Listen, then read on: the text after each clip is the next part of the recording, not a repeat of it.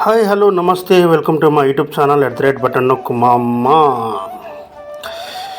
ఇప్పుడైతే మనం ములుగు జిల్లాలోని రామప్ప దేవాలయం దగ్గరికి అయితే వెళ్తున్నాం.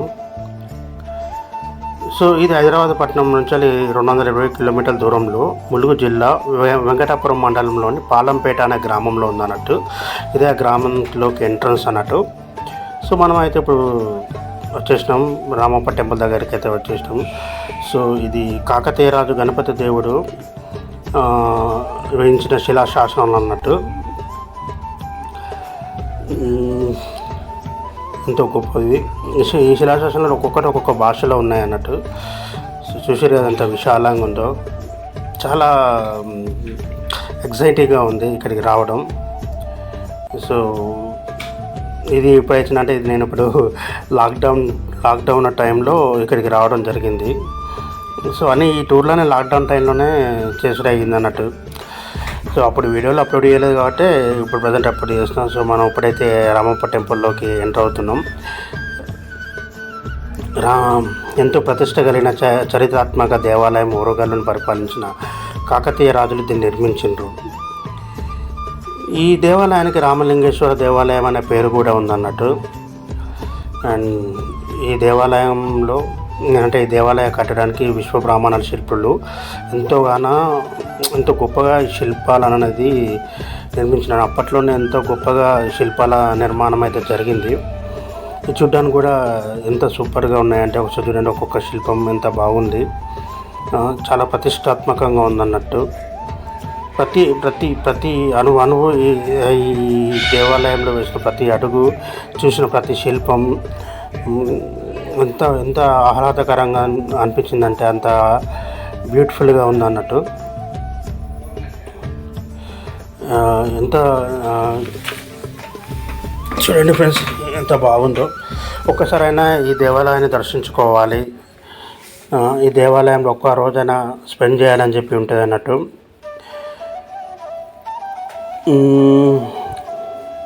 ఓకే, చూడండి ఎలా ఉంది. మీరు కూడా కామెంట్ చేయండి, మీరు ఎప్పుడైనా నెల్లుంటే ఇట్లా కామెంట్ చేయండి. అలాగే కేంద్ర ప్రభుత్వం కూడా ఈ రామప్ప దేవాలయాన్ని వారసత్వ సంపద గుర్తించాలని చెప్పి ప్రపోజల్ అయితే పంపింది 2025 సంవత్సరంలో. 8వ శతాబ్దం నాటి ప్రాచీన కట్టడమైన రామప్పకి వారసత్వ హోదా గుర్తించేందుకు కేంద్ర ప్రభుత్వం యునెస్కోకు నామినేట్ చేసింది. యాక్చువల్లీ ఇది రామప్ప దేవాలయం ఎట్లుంటుందంటే, ఇది ఇసుక పైన ఆలయాన్ని నిర్మించినట్టు. నీటిపై తేలియాడే ఇటుకలతో గోపుర నిర్మాణంలో వాడిన రాళ్ళు నేటికి రంగును కోల్పోకుండా ఉంటాయట. ప్రపంచవ్యాప్తంగా 225 కట్టడాలు యునెస్కో ప్రభుత్వ హోదా గుర్తింపు కోసం పోటీ పడ్డాయన్నట్టు. 2021 జూలై 25న రామప్ప దేవాలయానికి ప్రపంచ వారసత్వ హోదా దక్కింది.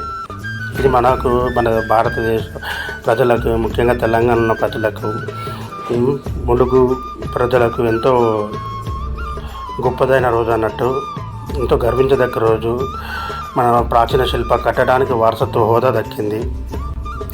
అలాగే ఈ రామప్ప దేవాలయం చుట్టుపక్కల కూడా ఒక 500 మీటర్ల వరకు ఎక్కడ ఇంటి నిర్మాణాలను వేరే నిర్మాణాలు కానీ చేసేందుకు అనుమతి లేదన్నట్టు. ఏదన్నా కేంద్ర ప్రభుత్వం నుంచి అనుమతి తీసుకుని నిర్మాణాలు చేపట్టాలన్నట్టు. అలాగే దీని పక్కనే రామప్ప దేవాలయం పక్కనే చెరువు ఉందన్నట్టు, కాకతీయ కాలం నాటిది అన్నట్టు. అది ఇప్పటికీ కొన్ని వేల పంటలకి ఆధారంగా ఉందన్నట్టు.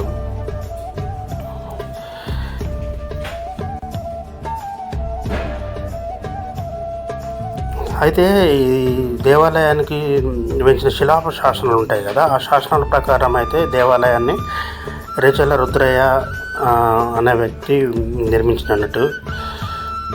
చూడండి, ఒక్కొక్క శిల్పము, ప్రతి కట్టడం ఎంత అద్భుతంగా, ఎంత రమణీయంగా, చాలా చాలా మనసుకు ఆహ్లాదకరంగా కనిపించేటట్టు నిర్మించబడింది.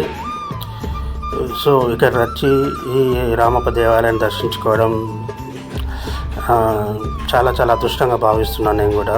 ఒక్కొక్క కట్టడం ఎంత బ్యూటిఫుల్గా ఉందంటే చూస్తే మీరు కూడా మైమర్చిపోతారు అన్నట్టు, అంత బాగుంది. ఇది మన భారతదేశంలో, అది మన తెలంగాణ రాష్ట్రంలో, అది మన ములుగు జిల్లా పాలంపేట అనే గ్రామంలో ఇది ఉంది. ఇక్కడ శివలింగం కానీ, నంది కానీ, బాబా చాలా అంటే చాలా బాగుంది అన్నట్టు.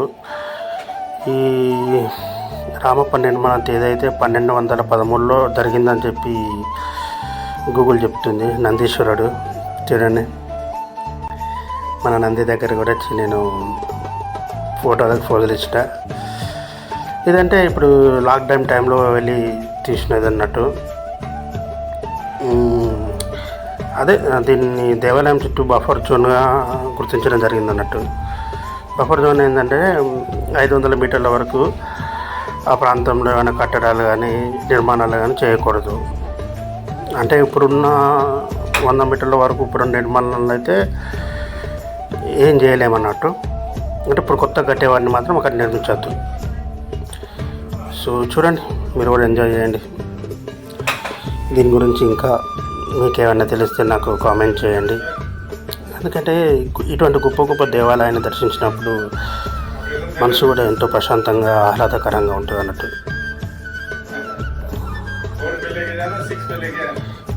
ఇక్కడ ఈ గోడలపైన నిర్మించిన చిత్రాలు ఉంటాయి చూసిండ్రా, శిల్పాలు. ఒక్కొక్క శిల్పం ఒక్కొక్క అద్భుతం అన్నట్టు.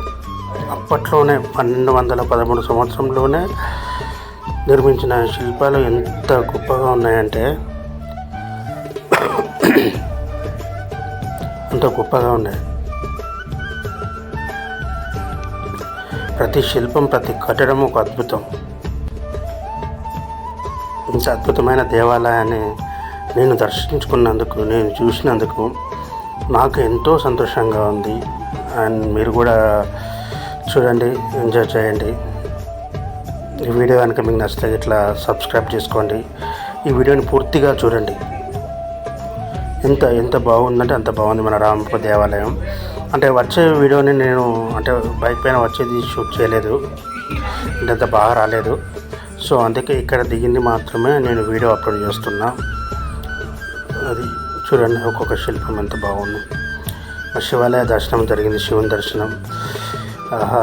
యాక్చువల్గా అయితే వీడియో తీయొద్దన్నారు, అంతే లేకుండా తీసేసిన. ఓకే ఫ్రెండ్స్, చూడండి, మీరు కూడా ఎంజాయ్ చేయండి.